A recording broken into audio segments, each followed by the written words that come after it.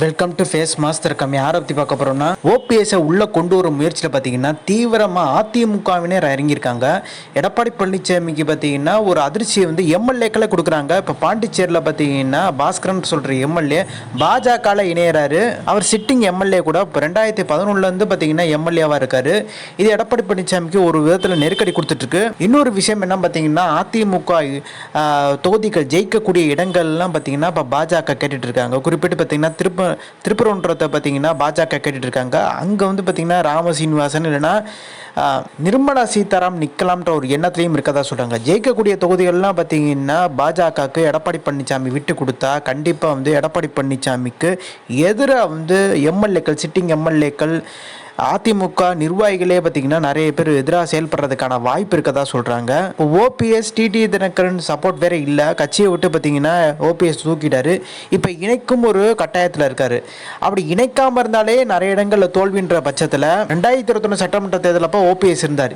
இப்போ இணைச்சே ஆகணுன்ற ஒரு கட்டாயத்தில் எடப்பாடி பழனிசாமி இருக்காரு. இந்த நடுவில் ஓபிஎஸ் பார்த்தீங்கன்னா இணைவதற்கான பேச்சுவார்த்தை பார்த்தீங்கன்னா கிட்டத்தட்ட வந்து முடிகிற நிலைமையில் இருக்குன்ற மாதிரி சொல்லியிருக்காரு. தென் மாவட்டங்களில் ஜெயிக்கணும்னா ஓபிஎஸ் இருந்தால் தான் ஜெயிக்க முடியும்ன்ற ஒரு சூழ்நிலை உருவாயிருச்சு. டெல்லி நெருக்கடி கொடுக்க ஆரம்பிச்சிட்டாங்க. ஒன்றிணைந்த அதிமுகவுக்கு பார்த்தீங்கன்னா எடப்பாடி பழனிசாமி நோ சொல்ல முடியான்ற நிலைமையில தான் இருக்குது. ஸோ கிட்டத்தட்ட பார்த்தீங்கன்னா இந்த கோவில் நகரங்கள்லாம் பார்த்தீங்கன்னா குறி வச்சிருக்காங்க பாஜக. ஸோ அதனால தான் திருப்பரங்குன்ற விவகாரத்தில் பார்த்தீங்கன்னா பெரிய லெவலில் வந்து பாஜக போராட்டத்தில் எல்லாம் ஈடுபட்டிருந்தாங்க.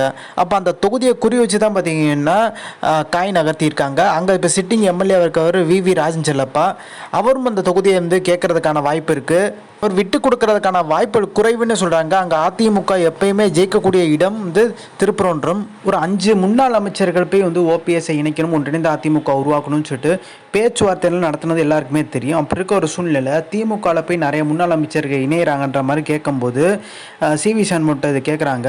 செங்கோட்டையன் பார்த்தீங்கன்னா அவர் கட்சியிலே இல்லைங்க, அவர் இணைஞ்சா என்ன இணையாட்டி என்னன்ற மாதிரி பார்த்தீங்கன்னா இப்போ பேச்சுக்கு போயிட்டுருக்கு. அதே மாதிரி மனோஜ் பாண்டியன் பார்த்தீங்கன்னா ஓபிஎஸ் அணியை சேர்ந்தவர், அவருக்கு எங்களுக்கு சம்மந்தம் இல்லைன்ற மாதிரி கைவிட்டுட்டார். இப்போ ஒன்றிணைந்த அதிமுக உருவாக்கணும்னு சொல்லிட்டு செங்கோட்டையின் தலைமையில் போய் பேசினாங்க.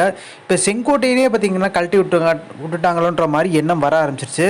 ஸோ சிவி சண்முகம் இப்படி பேசுனது மிகப்பெரிய லெவலில் அதிமுகவினர் கொஞ்சம் அதிர்ச்சியில் தான் இருக்காங்க. ஸோ இந்த டிசம்பரில் பார்த்தீங்கன்னா பொதுக்குழு நடக்க போது, பொதுக்குழுலே மிகப்பெரிய சிக்கல் எடப்பாடி பழனிசாமிக்கு தர்றதுக்கான வாய்ப்பு இருக்குது. சிட்டிங் எம்எல்ஏக்கள் நிறைய பேர் அதிருப்தியில் இருக்கதா சொல்கிறாங்க. ஏன்னா அந்த இடங்கள்லாம் பார்த்தீங்கன்னா பாஜக குறி வச்சுருக்காங்க அந்த தொகுதியெல்லாம். அப்படி எடப்பாடி பழனிசாமி விட்டு கொடுத்துருவாதான்னு கேட்டிங்கன்னா விட்டு கொடுக்குற நிலைமையில தான் எடப்பாடி பழனிசாமி இருக்கார். ஏன்னா கூட்டணியும் வைக்க மாட்டேன்னு சொன்னவர் கூட்டணி வச்சிருக்காரு. அப்போ இதை விட்டு கொடுக்க மாட்டாரான்ற கேள்வி இருக்குது. அப்படியே வந்து அதிமுக ஆட்சி அமைஞ்சாலுமே பாஜக ஒரு ஆட்சியாக தான் பார்த்தீங்கன்னா பார்க்கப்படுது. இப்போ பீகார்லேயே பார்த்தீங்கன்னா நிதிஷ்குமார் தான் முதலமைச்சர். ஆனால் முக்கியமான துறைகள் பார்த்தீங்கன்னா உள்துறை எல்லாம் பாஜக சேர்ந்த அமைச்சர்கள் தான் பார்த்தீங்கன்னா இருக்காங்க. ஸோ இதெல்லாம் எடப்பாடி பழனிசாமிக்கு நல்லா தெரியும். ஆனால் வழக்கல் ஏகப்பட்ட வழக்கல் சிக்கியிருக்கான எடப்பாடி பழனிசாமி பாஜகவுக்கு அடிப்பணிஞ்சு தான் போகிற மாதிரி சொல்கிறாங்க.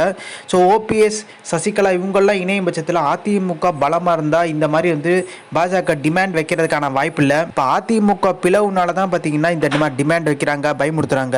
இப்போ ஒருவேளை பார்த்தீங்கன்னா அதிமுக ரொம்ப ஒற்றுமையாக இருந்துச்சுன்னா இந்த அளவுக்கு பார்த்தீங்கன்னா பாஜகனால் வந்து ஒரு நெருக்கடி கொடுக்க முடியாது, ஒரு ஆர்டர் போட முடியாதுன்னு சொல்கிறாங்க. ஸோ இந்த இன்ஃபர்மேஷன் முடிச்சா like share subscribe. Thanks for வாட்சிங் திஸ் வீடியோ.